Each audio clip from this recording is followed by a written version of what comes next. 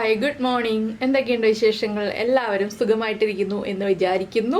ഓണാഘോഷങ്ങളൊക്കെ കഴിഞ്ഞ് ജോലിയിലേക്കൊക്കെ പതുക്കെ നീങ്ങി തുടങ്ങിയെന്ന് വിചാരിക്കുന്നു. അപ്പോൾ നമ്മളിന്ന് നമ്മുടെ വീട്ടിലുള്ള ചെറുപയറും അരിയും ഒക്കെ ഉപയോഗിച്ചിട്ടുണ്ടാക്കുന്ന ഒരു ഈസി സ്നാക്കാണ് കേട്ടോ. ഈസി സ്നാക്ക് എന്ന് പറഞ്ഞാൽ കുറച്ച് ബുദ്ധിമുട്ടുകളുണ്ട്.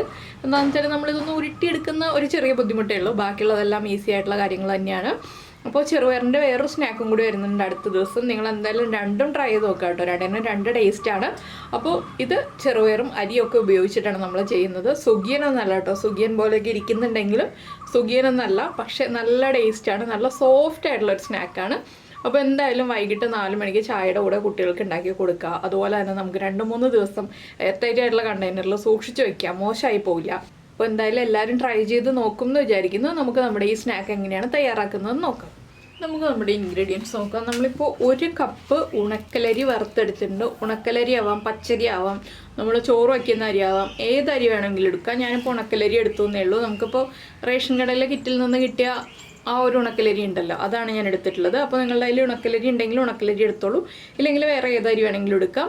അപ്പോൾ 1 കപ്പ്, അതുപോലെ തന്നെ 1 കപ്പ് ചെറുപയറും നമ്മൾ വറുത്തെടുത്തിട്ടുണ്ട്. ഇത് രണ്ടും കരിഞ്ഞു പോവാതെ വറുത്തെടുക്കണം. പിന്നെ എടുത്തിരിക്കുന്നത് മൈദപ്പൊടിയാണ്. ഒരു 3/4 കപ്പ് മൈദപ്പൊടി എടുത്തിട്ടുണ്ട്.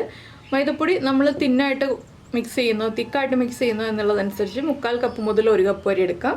പിന്നെ 1 കപ്പ് തേങ്ങ ചിരവിയത് എടുത്തിട്ടുണ്ട്. പിന്നെ എടുത്തിരിക്കുന്നത് 1 കപ്പ് ശർക്കര 1 കപ്പ് വെള്ളത്തിൽ മെൽറ്റ് ചെയ്താണ് എടുത്തിരിക്കുന്നത്. എന്താണെന്ന് വെച്ചിട്ടുണ്ടെങ്കിൽ നമ്മളിതെല്ലാം പൊടിച്ചിട്ട് ശർക്കര പാനിയിൽ വരട്ടിയെടുക്കുമ്പോൾ കുറച്ച് വെള്ളം വേണം. അതുകൊണ്ടാണ് നമ്മൾ 1 കപ്പ് ശർക്കര 1 കപ്പ് വെള്ളത്തിൽ മെൽറ്റ് ചെയ്തെടുത്തിരിക്കുന്നത്. ആ ഒരു കൺസിസ്റ്റൻസിയിൽ തന്നെ എടുക്കുക. ഇനി നമുക്കിതെല്ലാം പൊടിച്ചെടുക്കണം. ആദ്യം നമ്മുടെ ചെറുപയർ പൊടിച്ചെടുക്കാം. ഞാൻ നേരത്തെ ഒരു പ്രാവശ്യം ചെറുപയർ പൊടിച്ച പാത്രമാണിത്, അതുകൊണ്ട് തന്നെയാണ് ആ മിക്സിയുടെ ജാർ തന്നെ യൂസ് ചെയ്യുന്നത്.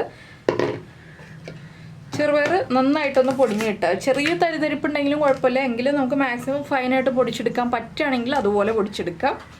നമ്മൾ നമ്മുടെ ചെറുപയർ പൊടിച്ചെടുത്ത് കഴിഞ്ഞു. ചെറിയ തരിതരികളുണ്ട്, ഒരുപാട് വലിയ തരികളില്ല. ഇനി നമുക്ക് ഇതേ ജാറിൽ തന്നെ നമ്മുടെ അരിയും കൂടി പൊടിച്ചെടുക്കാം. അപ്പം എല്ലാത്തിൻ്റെ അളവ് നമുക്ക് ഓർത്തിരിക്കാൻ എളുപ്പമാണ് 1 കപ്പ് എന്നുള്ളത്. വെള്ളമാണെങ്കിലും 1 കപ്പ് എന്ന് പറഞ്ഞാൽ അതുകൊണ്ടാണ്. അപ്പോൾ എല്ലാ കാര്യങ്ങളും നമുക്ക് ഈസി ആയിട്ട് ഓർത്തിരിക്കാം. ഇനി അരി ഒന്ന് നന്നായിട്ട് പൊടിച്ചെടുക്കട്ടെ. അപ്പോൾ നമ്മുടെ അരിയും നമ്മൾ പൊടിച്ചെടുത്ത് കഴിഞ്ഞു. ഇതുപോലെ ഉണക്കലരി അല്ലെങ്കിൽ നമ്മൾ ചോറ് വയ്ക്കുന്ന കുത്തരി എടുക്കുകയാണെങ്കിൽ ടേസ്റ്റ് കൂടുതലുണ്ടാവും കേട്ടോ.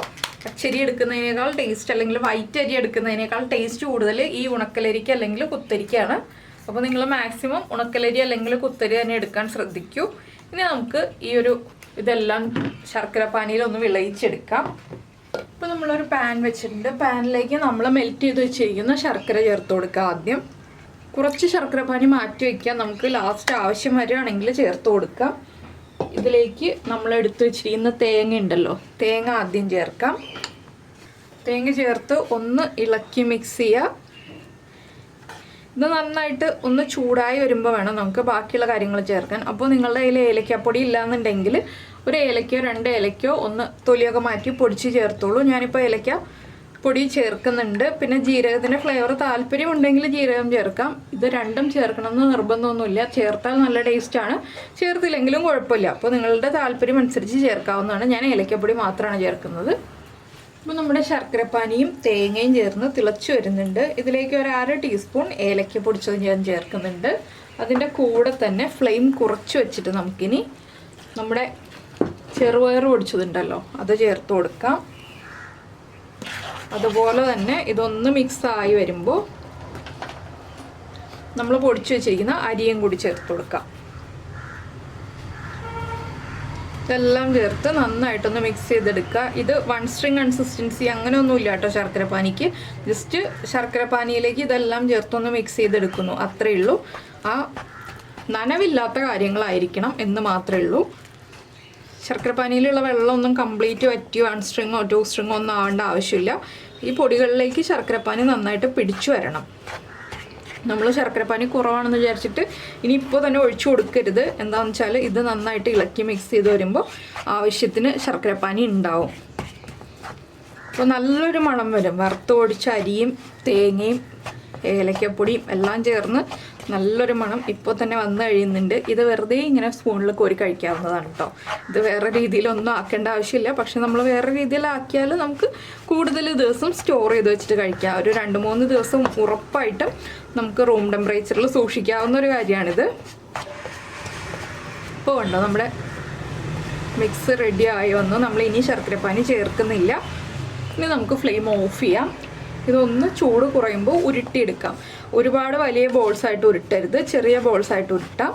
പിന്നെ നമ്മൾ ഉരുട്ടുമ്പോൾ കറക്റ്റ് ഷേപ്പിൽ കിട്ടുന്നില്ലെന്നുണ്ടെങ്കിൽ കുറച്ച് ശർക്കരപ്പാനി തളിച്ചു കൊടുക്കാം കേട്ടോ, എന്നിട്ട് ഉരുട്ടിയെടുക്കാം. അങ്ങനെയാകുമ്പോൾ കുഴപ്പമില്ല. അപ്പോൾ ഇത് നമ്മൾ ചെറുപയറിൽ മാത്രം ചെയ്യണം. നമ്മുടെ മുന്തിരിക്കൊത്ത് പോലെ ചെയ്യുകയാണെന്നുണ്ടെങ്കിൽ ചെറുപയർ മാത്രമാകുമ്പോൾ കുറച്ച് ബലം കൂടുതലായിരിക്കും. അരിപ്പൊടിയും കൂടി ചേരുമ്പോഴാണ് കുറച്ചുകൂടി സോഫ്റ്റ് ആയിട്ട് വരുന്നത്. അതുകൊണ്ടാണ് നമ്മൾ ഇതുപോലെ ചെയ്തെടുക്കുന്നത്. മുന്തിരിക്കൊത്തിൻ്റെയൊക്കെ ഏകദേശം ഇത് തന്നെയാണെങ്കിലും നമുക്കത് മുന്തിരിക്കൊത്ത് അരിപ്പൊടിയിലാണ് നമ്മൾ ഡിപ്പ് ചെയ്തിട്ട് ഫ്രൈ ചെയ്തെടുക്കുന്നത്. ഇത് കൂടുതൽ സോഫ്റ്റ് ആവാനാണ് നമ്മൾ മൈദയിൽ ഡിപ്പ് ചെയ്തിട്ട് ഫ്രൈ ചെയ്തെടുക്കുന്നത്. അപ്പോൾ ഈ മിക്സ് ഒന്ന് ചൂട് മാറി വരട്ടെ. ഞാൻ ഉരുട്ടിയെടുക്കാൻ പോവാണ് ഇനി.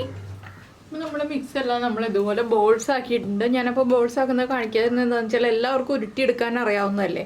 ചെറിയൊരു ചൂടിൽ ഉരുട്ടിയെടുക്കുക. ചൂട് മാറിയിട്ട് ഉരുട്ടുകയാണെങ്കിൽ പൊട്ടിപ്പോകാൻ സാധ്യതയുണ്ട്. ചെറിയ ചൂടിൽ ഉരുട്ടിയെടുക്കുകയാണെങ്കിൽ പൊട്ടിപ്പോകാതെ നമുക്ക് കിട്ടും.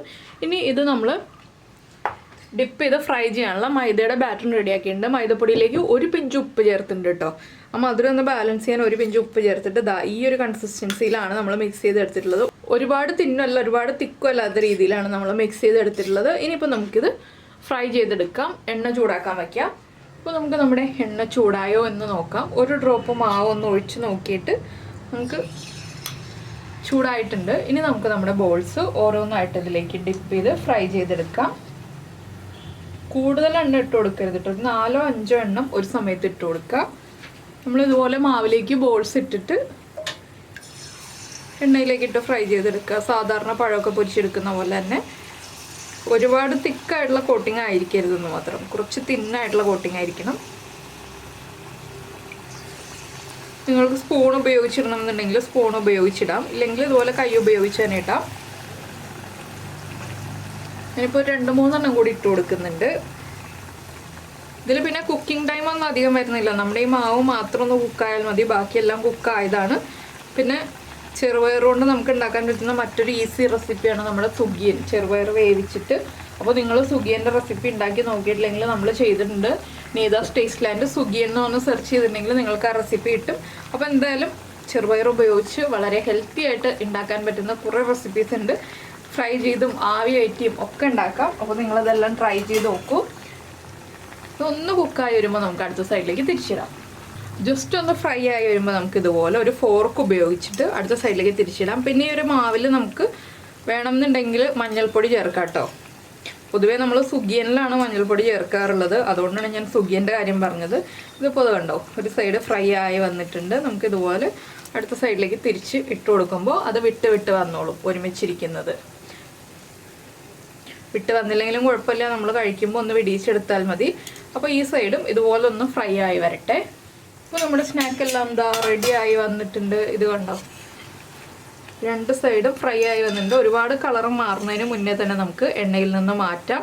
ഇത് അരിപ്പൊടിയിൽ ചെയ്യുകയാണെങ്കിൽ നമുക്ക് ചവയ്ക്കാൻ ബുദ്ധിമുട്ടായിരിക്കും. ഈ കോട്ടിങ് നമുക്ക് ചവയ്ക്കാൻ ബുദ്ധിമുട്ടായിരിക്കും. അതുകൊണ്ടാണ് നമ്മൾ മൈദപ്പൊടിയിൽ ചെയ്യുന്നത്. അപ്പോൾ നിങ്ങൾക്ക് അരിപ്പൊടിയിൽ വേണമെന്നുണ്ടെങ്കിൽ അരിപ്പൊടിയിൽ ചെയ്യാം കേട്ടോ. നമ്മുടെ പുട്ടിൻ്റെ പൊടിയല്ല, ഇടിയപ്പത്തിൻ്റെ അല്ലെങ്കിൽ പത്തിരിയുടെ പൊടി ഉണ്ടല്ലോ, ആ പൊടി ഇതുപോലെ വെള്ളവും കുറച്ച് ഉപ്പും ചേർത്ത് മിക്സ് ചെയ്തിട്ട് നമുക്ക് ചെയ്യാവുന്നതേ ഉള്ളൂ. കൂടുതൽ ബെറ്റർ മൈദപ്പൊടിയാണ്. പിന്നെ മൈദപ്പൊടി താല്പര്യമില്ലെങ്കിൽ ഗോതമ്പൊടിയിൽ ചെയ്യാം, ഇല്ലെങ്കിൽ അരിപ്പൊടിയിലും ചെയ്യാം. അപ്പോൾ ഞാനിത് പറഞ്ഞു എന്ന് മാത്രം. ഇത് കണ്ടോ, നമ്മുടെ സ്നാക്ക് റെഡി ആയി കഴിഞ്ഞു. വളരെ ഈസിയാണ് ഫ്രൈ ചെയ്തെടുക്കാൻ. ഇനി നമ്മൾ അടുത്ത ബാച്ച് ഇടുമ്പോൾ എണ്ണ ഒന്ന് ചൂടാവാനുള്ള ടൈം കൊടുക്കുക.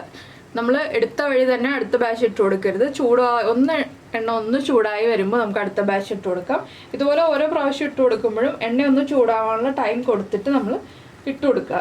അപ്പോൾ ഞാൻ ഫ്ലെയിം കുറച്ച് വെച്ചിട്ടില്ല, മീഡിയം ഫ്ലെയിമിലാണ് വെച്ചിട്ടുള്ളത്. മീഡിയം ഫ്ലെയിമിൽ തന്നെ ഇട്ടിട്ട് ഫ്രൈ ചെയ്തെടുക്കുകയാണ്. ഒരു 4-5 സെക്കൻഡ് എണ്ണ ചൂടാവാനുള്ള ടൈം കൊടുത്തു.